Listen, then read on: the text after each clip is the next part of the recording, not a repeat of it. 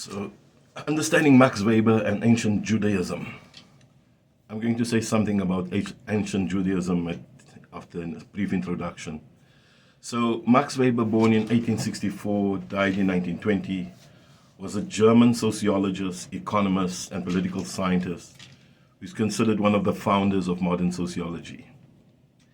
His work profoundly influenced social theory and the study of society, particularly in the areas of bureaucracy, the sociology of religion, and the development of capitalist society.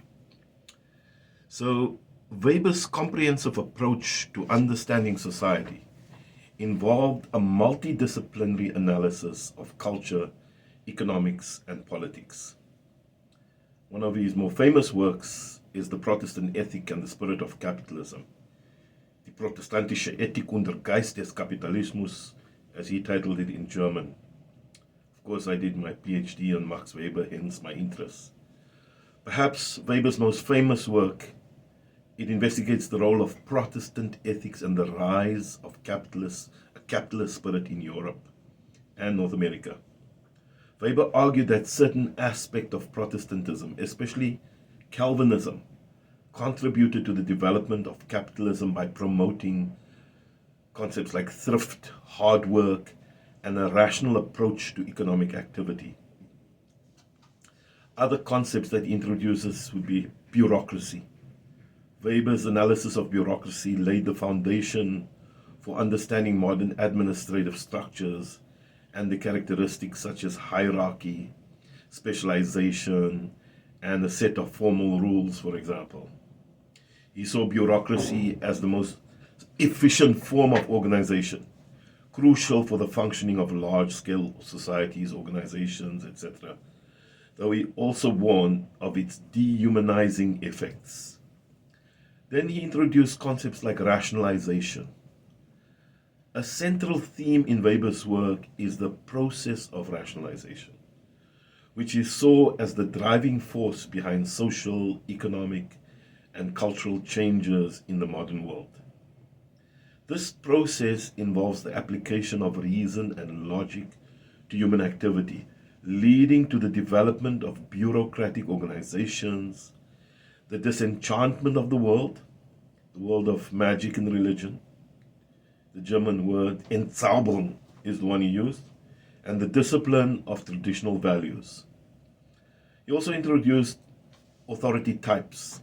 So Weber identified three pure types of legitimate authority, also known as domination.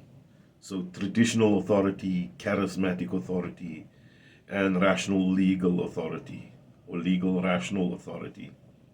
Each type is based on different grounds for legitimacy and has distinct characteristics that influence the nature of social relations and governance. He's of course produced many works, but the sociology of religion is one that I'll say something about his work. Besides his work on Protestantism, Weber extensively studied other world religions, including Judaism, Islam, Hinduism, and Buddhism, to understand how religious values and beliefs influence economic activities and social structures. He also studied the religions in China and the religions in India. His comparative studies highlighted the diverse ways in which religion can shape societal development. Just something briefly about methodology. Max Weber emphasized the importance of verstehen, or understanding, in social science. He argued that sociologists must seek to understand the meanings and motivations behind human actions to fully grasp social phenomena. I firmly believe that as a scientist. This approach contrasts with positivist methodologies that focus solely on observable facts. A bit of his legacy. He is definitely the most cited social scientist in the history of the social sciences. Some scholars say he owns maybe 50% upwards of all citations in the modern social science academia. So his contributions extend beyond sociology to influence various disciplines, including economics, political science, religious studies, history, theology, to name but a few. His work laid the groundwork for the critical analysis of social institutions, the nature of authority, and the impact of cultural beliefs on economic and social systems. That's key in most of his research. Despite the passage of a century since his death, his ideas continue to be relevant, debated, and explored in contemporary social sciences. Well, I'll say more about other of his works, but let me just briefly introduce you to Ancient Judaism, Max Weber's way. In his analysis of Ancient Judaism, Weber focused on the socio-economic and religious factors that distinguish the Jewish people and their faith from other contemporary societies and religions.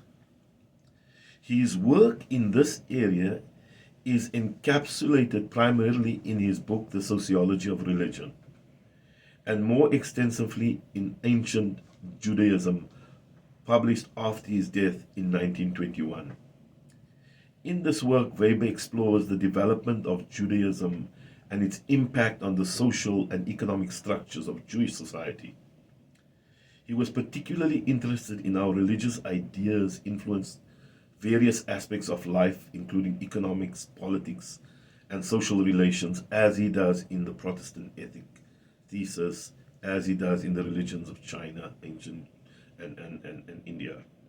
So Weber argued that the religious laws and ethical monotheism of Judaism played a crucial role in shaping the social structure of Jewish communities and their distinct identity amidst the polytheistic religions of the ancient world. One of Weber's key arguments was the concept of the pariah people, the small group. He suggested that the Jewish people developed a unique socio-religious identity as a result of their marginalization and persecution by other societies. This identity was characterized by a strong emphasis on community law, halakha, and a direct relationship with God, without the intermediation of a priestly class, as was common in other ancient religions. Weber saw the ethical monotheism of Judaism as revolutionary, with its emphasis on a universal, abstract God who demanded ethical conduct from his followers. Weber also analyzed the economic implications of Judaism. He noted that the Jewish diaspora and the consequent need for portable, universalistic professions, for example, trade, money lending, were significantly influenced by their religious laws and ethics. This, according to Weber, contributed to the economic roles that Jewish communities often assumed in diaspora conditions.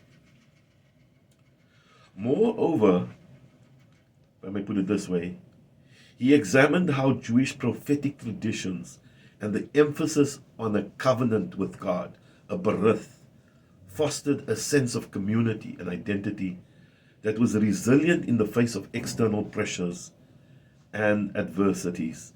This resilience, combined with a legalistic and ethical religion, contributed to the survival and continuity of Judaism through the centuries of diaspora spread all over the world.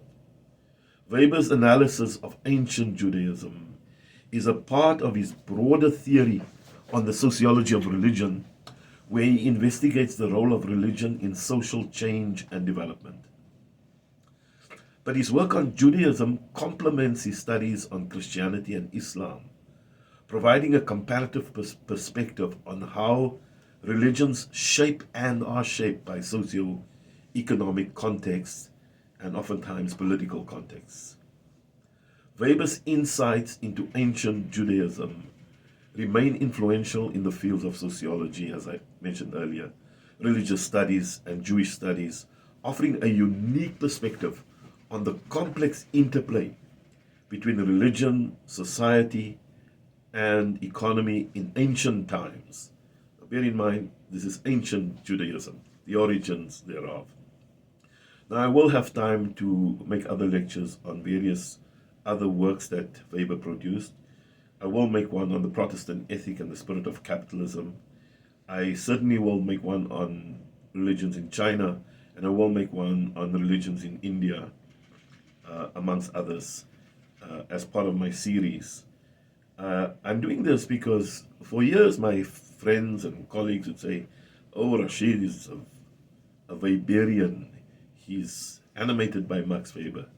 That is true, but it's not a bad idea to stand on the shoulders of a man who owns 56% of all electronic citations in the world, more than any other scholar in the history of scholarship. And from there onwards, I'm going to make 100 videos of 100 different researchers and scientists in the social sciences over the last 200 years to contribute to my friend's argument that I only know Weber. We'll make the next one next time.